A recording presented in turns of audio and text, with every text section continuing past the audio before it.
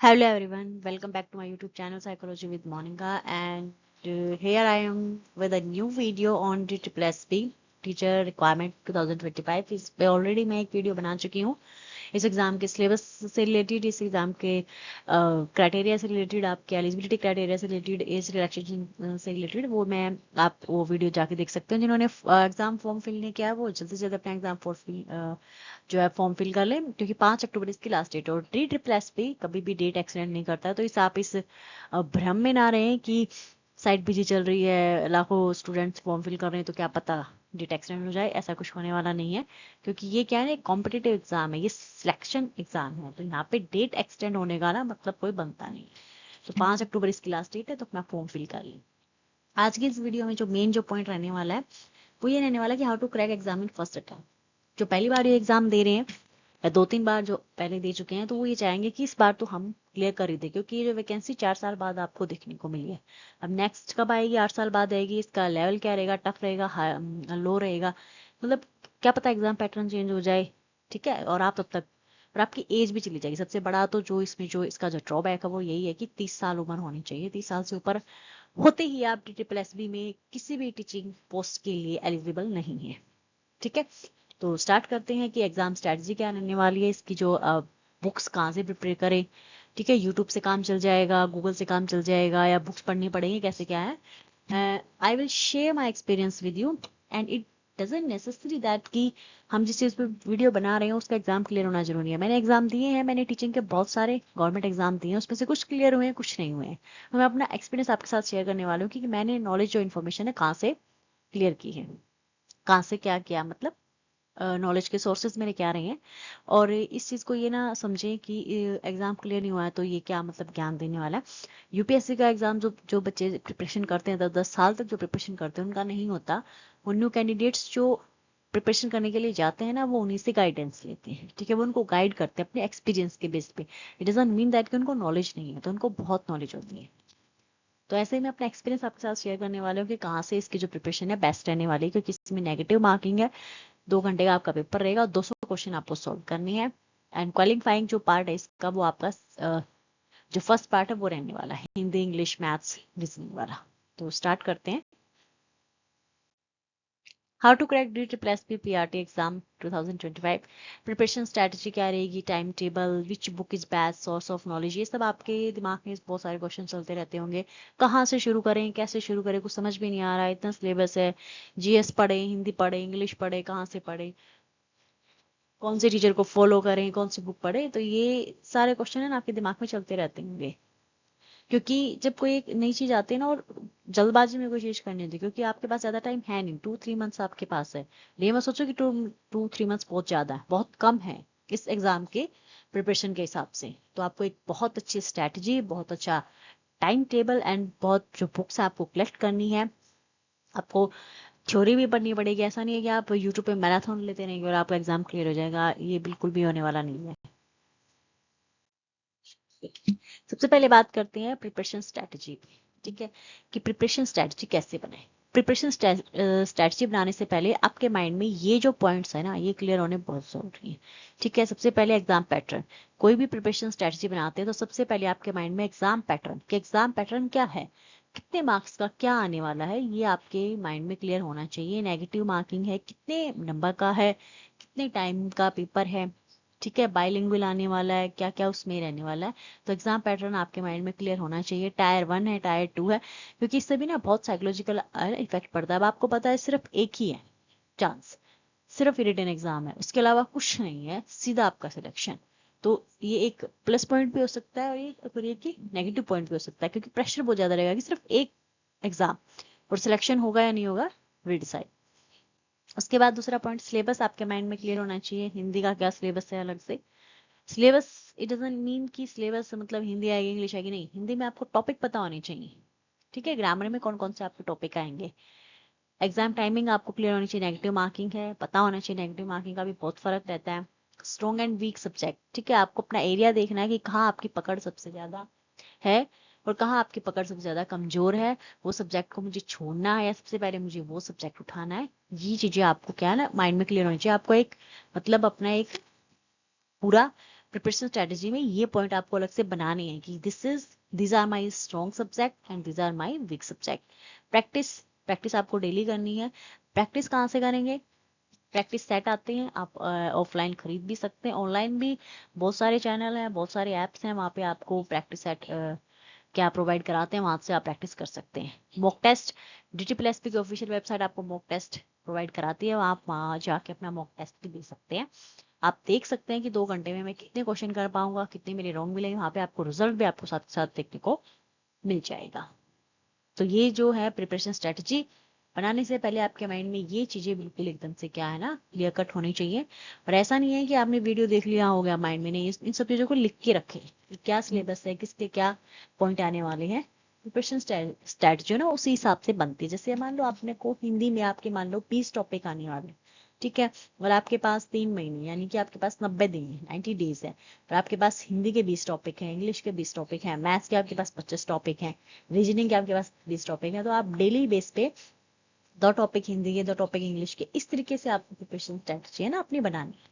तो इस तरीके से आपको क्या अपना एक टाइम टेबल बनाना है कि मैं आधा घंटा हिंदी को दूंगा, आधा घंटा इंग्लिश को दूंगी, रीजनिंग को दूंगी। ये मेरा थोड़ा सा मतलब स्ट्रॉन्ग सब्जेक्ट है तो मैं इसको थोड़ा सा कम टाइम दे सकता हूँ। जो आपका मतलब अच्छा सब्जेक्ट है, क्योंकि जो लेवल है ना वो स्कूल लेवल ही रहने वाला है, जो आपने हिंदी इंग्लिश आपने ग्रामर जो पढ़ी है वहीं से आने वाला है, ठीक है। तो सिर्फ आपको क्या है ना थोड़ा सा रिवाइंड करना है, माइंड में बेसिक आपका क्या है ना क्लियर है।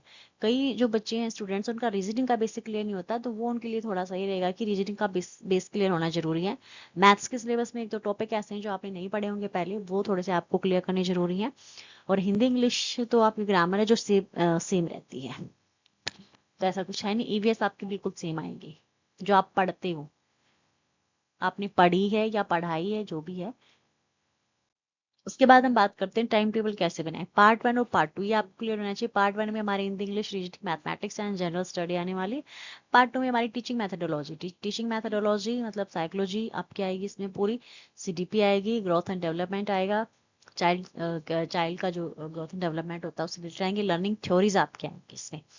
मैं पहले आपको बता चुकी हूँ कि हिंदी के कितने टॉपिक हैं, इंग्लिश के कितने टॉपिक हैं, उस हिसाब से आप अपना टाइम टेबल क्या है ना बना सकते हैं। अब बात करते हैं हम, देखिए बात करते हैं जनरल स्टडी की। इसका जो सिलेबस है ना बहुत वास्ट है, क्योंकि इसमें आपकी मतलब पूरा जो स्कूल एजुकेशन है ना आपका इसमें जनरल स्टडी में भरा पड़ा। आपकी हिस्ट्री, ज्योग्राफी, पॉलिटिक्स है, आपकी सिविक्स है, कॉमर्स है, ठीक है, इसमें हिस्ट्री है, ये जनरल स्टडी में आपकी सारी भरी पड़ी।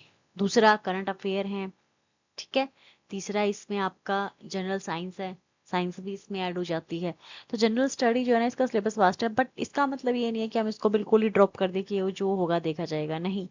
जनरल स्टडी के अगर हम प्रीवियस ईयर के क्वेश्चन पेपर उठा के देखें ना, तो आपको वहां से आइडिया हो जाएगा। कुछ जो क्वेश्चंस है ना, जो एरिया ऑफ क्वेश्चंस है वो सेम कॉमन रहता है, ठीक है। जैसे मैं आपको फॉर एग्जांपल आपको बताती हूँ, तो इंडिया का कॉन्स्टिट्यूशन आपको अच्छे से पढ़ना है, ठीक है। जनरल स्टडी की मैं बात कर रही हूँ।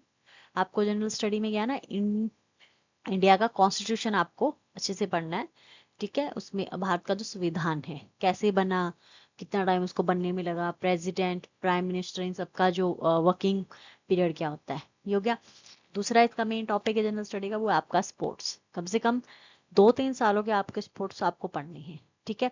और स्पोर्ट्स पढ़ने का मतलब ये नहीं है कि आपने उनको थोड़ा कि कौन जीता कौन हारा, नहीं। कई बार क्वेश्चन है ना बहुत इनडायरेक्ट आ जाता है कि जीता जो प्लेयर है वो किस खेल से संबंधित है या कौन से गांव से संबंधित है, ये क्वेश्चंस क्या आप क्या जाते हैं। तीसरा इसका मेन टॉपिक है book and author. Book and author का क्वेश्चन जरूर आता है कि ये बुक किसने लिखी है, ठीक है, इस बुक के लेखक कौन है। ये जनरल स्टडी में ये कुछ आपके ना कॉमन क्वेश्चन है। कॉमन क्वेश्चन जैसे कि आपका डांसेस हो गए, क्लासिकल डांसेस हो गए इंडिया के स्टेट के, ठीक है। ये आपके जो नेशनल जो बर्ड होते हैं, नेशनल जो सिंबल होते हैं, ये हो गए। तो ये कुछ जनरल टॉपिक है, कॉमन टॉपिक है। इनमें आपको ना थोड़ा सा गो थ्रो जरूर करना है। दूसरा आर्मी से रिलेटेड कौन कौन से उन्होंने मतलब क्या है प्रैक्टिस की है, किस किस के साथ प्रैक्टिस की है, गणतंत्र दिवस पे क्या खास हुआ था, 15 अगस्त पे क्या खास हुआ था, PM इंडिया में कौन कौन से रिसेंटली इवेंट हुए हैं, इंटरनेशनल इवेंट हुए हैं, जैसे G20 हुआ था, ठीक है। अभी राष्ट्रीय खेल कहाँ हुए थे, कौन आयोजन करेगा, तो ये सब चीजें आपको क्या है ना माइंड में लेके चलनी। तो जनरल स्टडी को आपको थोड़ा सा टाइम ज्यादा देना पड़ेगा, क्योंकि इसके टॉपिक ज्यादा। एक बार आपने अगर ये टॉपिक सारे कवर अप कर लिए ना, तो आपको इतना कॉन्फिडेंस जरूर हो जाएगा कि हाँ, जनरल स्टडी की मेरी जो प्रिपरेशन है कुछ तो है। मान लो 20 नंबर की आपकी जनरल स्टडी आनी है, तो कम से कम 15 से 17 क्वेश्चन करने के भी अगर आप कैपेबल हो ना इन द एग्जाम, तो ये बहुत बड़ी बात है। टीचिंग मैथडोलॉजी आपको बता दिए, ये आपको टॉपिक वाइज करनी पड़ेगी। इसमें सबसे पहले क्या है, आपको लर्निंग थ्योरीज जरूर करनी है, लर्निंग थ्योरीज आपको सारी करनी है। ग्रोथ एंड डेवलपमेंट को अच्छे से पढ़ना है, पर्सनैलिटी, मैच्योरिटी, ये सब चीजें। तो ये तो बात होगी आपके टाइम टेबल की, ठीक है। हिंदी, इंग्लिश, रीजनिंग, मैथमेटिक्स आपने वीकर और स्ट्रॉन्ग सब्जेक्ट के हिसाब से आप अपना जो टाइम टेबल है ना वो डिवाइड कर सकते हैं, ठीक है, कि सब्जेक्ट को कितना जो है टाइम टेबल मुझे देना है। नेक्स्ट हम बात करते हैं सोर्सेज ऑफ नॉलेज या बुक्स। आपको देखिए, सबसे पहले तो मैं बात बता दूं, बुक्स से बड़ा कोई भी सोर्स ऑफ नॉलेज आपका नहीं हो सकता है, ठीक है। अब आप सोचेंगे कि आपने सिलेबस देख लिया, तो आपने यूट्यूब पे किसी चैनल को सब्सक्राइब कर लिया। देखिए वो एक, अगर आपको जनरल नॉलेज करनी है ना, जीके आपको करनी है, तो आप यूट्यूब से कर सकते हैं। आप वीडियोस देखिए, क्योंकि वहाँ पे वन लाइनर क्वेश्चंस होते हैं, उसमें आपको थ्योरी या डीपर नॉलेज की इतनी नीड नहीं होती, ठीक है। लेकिन मैं अदर सब्जेक्ट्स की बात करूँ ना, तो सबसे पहले आपका बेसिक क्लियर होना और उस टॉपिक की थ्योरी का क्लियर होना बहुत ज़रूरी है। अब डायरेक्ट आप यूट्यूब पे वीडियोस देखना स्टार्ट करेंगे ना, तो आपको बहुत कंफ्यूजन हो जाएगा, क्योंकि क्वेश्चंस कभी भी एज इट इज नहीं आ सकते हैं। क्वेश्चन डायरेक्ट इनडायरेक्ट आ सकते हैं। हाँ, प्रीवियस ईयर क्वेश्चन पेपर जो होते हैं ना, वो कई बार सेम आ जाते हैं। जैसे 2018 का क्वेश्चन पेपर अगर आप उठा के देखेंगे, तो उसके क्वेश्चंस आपको अब भी देखने को मिल सकते हैं, सिवाय जीएस के। मतलब हिस्ट्री के कोई क्वेश्चन रिपीट हो जाते हैं, करंट अफेयर के अलावा आपको क्वेश्चन देखने को मिल जाते हैं।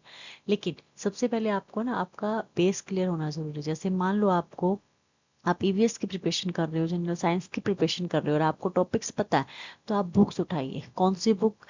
फर्स्ट सेकंड को छोड़ के third, fourth, fifth, six, seventh, और आप एट्थ तक की साइंस की बुक आप पढ़िए, हिस्ट्री की बुक पढ़िए, पॉलिटिक्स की बुक पढ़िए, जो या ईवीएस की बुक है या सोशल स्टडीज हैं वो पढ़िए आप। आपकी देखिए जीएस भी साथ के साथ आपकी प्रिपेयर हो जाएगी, और आपकी ईवीएस भी। मैथ्स अगर आपको करना है, मैथ्स आप यूट्यूब से कर सकते हैं। आपका बेसिक अगर क्लियर है, तो आप प्रैक्टिस कर सकते हैं, प्रैक्टिस सेट खरीद के वहां से आप मैथ्स की प्रिपरेशन कर सकते हैं। रीजनिंग आपको अगर क्लियर करनी हो, आप यूट्यूब से कर सकते हैं। उसके बाद आपको रीजनिंग की क्या है ना, सिर्फ प्रैक्टिस करनी है। एक बार आपका रीजनिंग अगर आपको बेस आपका क्लियर हो जाता है ना, कि कोडिंग, डिकोडिंग, ठीक है, वर्बल नॉन वर्बल रीजनिंग इसमें आते हैं, दोनों तरह की रीजनिंग आती है इसमें। असर्शन और जो रिजल्ट जो होते हैं, या जो पाई चार्ट या जो पिक्चर्स वगैरह जो होती हैं, वो इस पे सारी रीजनिंग आती हैं, तो आप यूट्यूब से वो कर सकते हैं। तो देखिए बुक्स अगर इसमें अगर हम देखें, तो एनसीईआरटी की बुक्स आपके लिए बेस्ट है। जीके अगर आपको बुक से पढ़ने, तो ल्यूसेंट जीके बहुत अच्छे से उसमें डिफाइन किया होता है हर चीज को। आपको क्या है ना, आपको पहले थ्योरी, थ्योरेटिकल नॉलेज देंगे, उसके बाद आपको प्रैक्टिस सेट मिलेगा। तो Lucent GK very very very useful for the preparation for GS. Current affair अगर आपको करने, तो आप डेली न्यूज़ सुनिए, या फिर जो चैनल्स होते हैं यूट्यूब पे, आप उनको सब्सक्राइब कर सकते हैं करंट अफेयर के लिए। मॉक टेस्ट आप DSSP के ऑफिशियल साइट पे भी दे सकते हैं। प्रैक्टिस सेट पे आप खरीद सकते हैं, ऑफलाइन बहुत प्रैक्टिस सेट आपको अवेलेबल हो जाएंगे। लेकिन हाँ, अगर कोशिश करें कि एक मतलब किसी वैलिड रिसोर्स से आप जो है ना ऑफलाइन टेस्ट कर दें, क्योंकि कई बार उनकी जो वैलिडिटी या रिलायबिलिटी जो होती है ना, वो अच्छी नहीं होती है। मीन्स उनका जो रिजल्ट है वो रिलायबल नहीं होता है। तो ये थी आपकी DSSP की स्ट्रैटेजी।